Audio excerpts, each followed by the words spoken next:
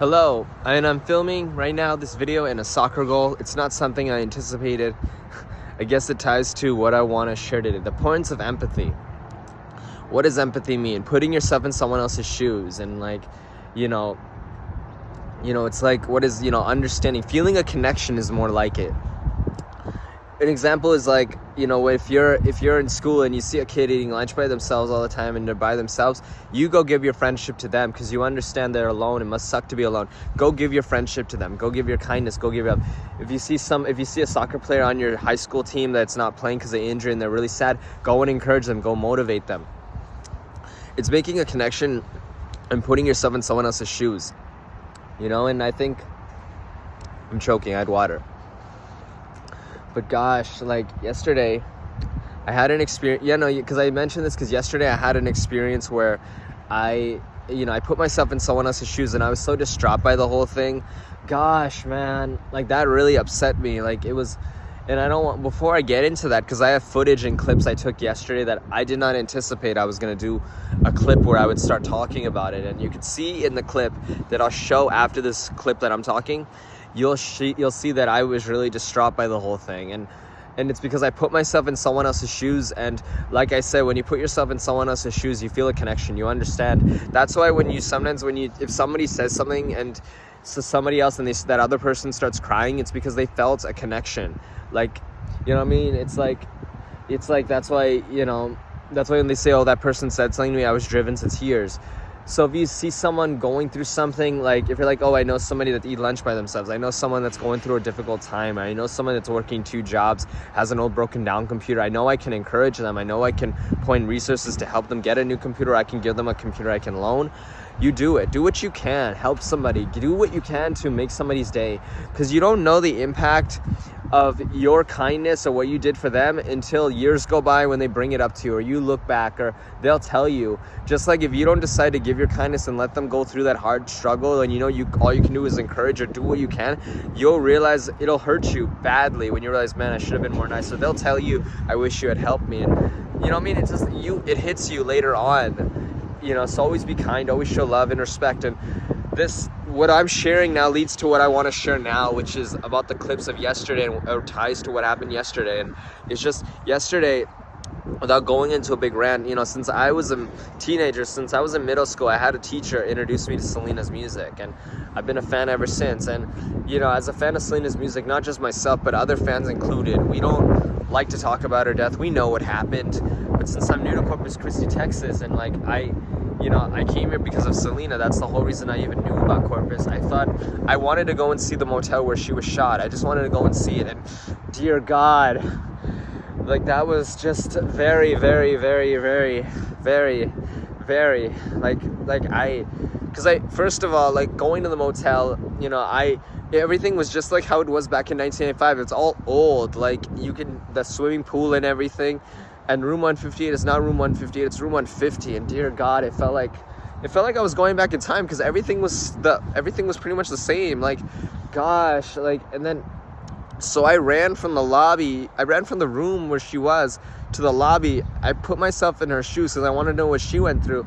And dear God, after I did that, because after this video cuts of me talking in the soccer goal, the video is then going to go to the images and some of the things I saw when I was in the motel. And at the very end of those clips, at the end of the images and stuff, you guys are going to see me talking. After I ran from the lobby, I walked from the lobby back to the room, and I talk about my experience as I ran and walking back. And you could see how distraught I am, just like I'm distraught right now as I share this with you guys. But and I felt, God, that was the first time in my life I was ever so distraught by something. I almost cried. But even now I feel like crying, but I'm not. Maybe because I'm really tough. But it's just, gosh, even tough people cry. But it's just, the point is that, gosh, guys, it was really bad, and I don't want to ever go back there again. And it's just don't, that's the thing about putting yourself in someone else's shoes. You're gonna feel that.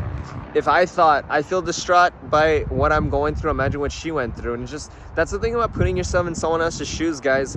You don't know, that's when you'll really know the weight of what someone's going through, where you'll start crying. You feel like you want to cry.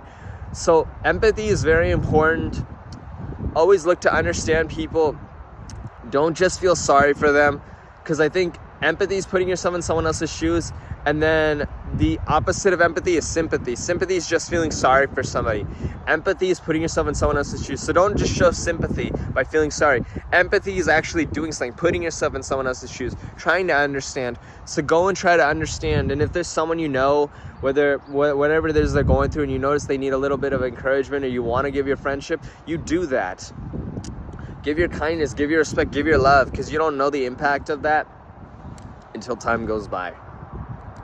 And as I share in the clips that you're about to see, you know, the importance of, you know, I think I'll leave myself from yesterday to share that with you guys, some of the lessons from yesterday. So, you know, hope you guys take this message in, and here are the clips from yesterday.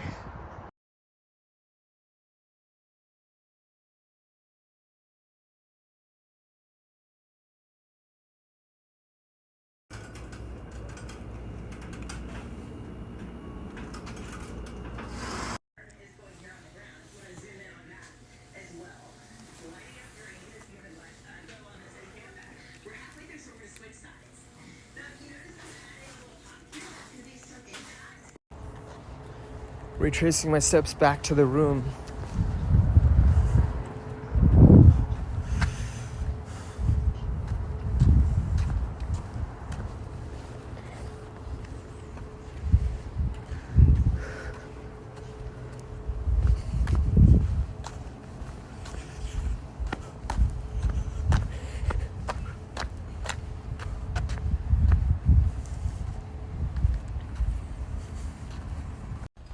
Retraced my steps back to the room, and now I'm leaving. But I ran from the room all the way to the lobby myself, retracing Selena's footsteps, and oh God, really, like, it's terrible. I would probably make a video about this, but I could see now why she ran to the lobby, because let me show you something. Because as I ran, I saw this, but then I saw that those are just windows, and I saw the only way, and I just knew based on instinct, just human instinct, as you're thinking, you're like, you're running away from danger. You see there are only windows, you go that way. You go that way. So I can now see why she ran the path that she ran, and it was actually good she ran through the swimming pool and not the path over there, because in the end, because she wouldn't have been able to get away that easily. Versus if you're running away and you're running around the swimming pool and through the parking lot, you have more space around you, versus if you're running through a path, you know, like over there. But God, I just retraced her steps, and I ran from the room all the way to the lobby myself as best I could. God, shit, it's terrible. And I'll probably make a video about this, talking about, yeah, don't hurt anybody, don't shoot anybody, don't hurt anybody in anger, because you don't know what that person is, you don't know who you're gonna hurt. And God, it's just shit. I don't know. And I was literally in the lobby just now, and I was literally standing in the room where her body probably laid. And when I put my hand on the door to open the door, I was thinking, can you imagine, like over 30 years ago, like almost 31 years ago now, that probably her bloody hand was on that door. And I'm just like, shit, man, fuck. Like, yeah. But room 158 is no longer room 158, it's room 150. And I'm just taking a, like, fuck, man. I don't even know how to put in the words, like, shit. It's terrible.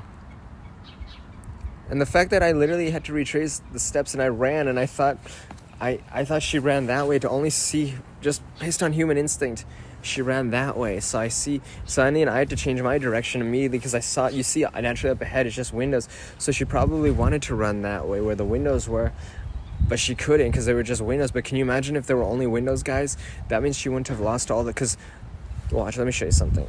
The path that she ran was here to the lobby now, but if the windows were not there on that side, like I just showed you guys, then if those were doors, then she would have been saved, because she wouldn't have lost all the remaining blood running from the room all the way down this trail to the lobby, because the lobby would have been right there where the windows were. So it just kind of like, because when you have a hole in your body from the bullet and you break a major artery like she did, and blood is pouring out, like adrenaline, because So like I was saying, all the blood poured out of her because she was running on adrenaline. There was a hole in her.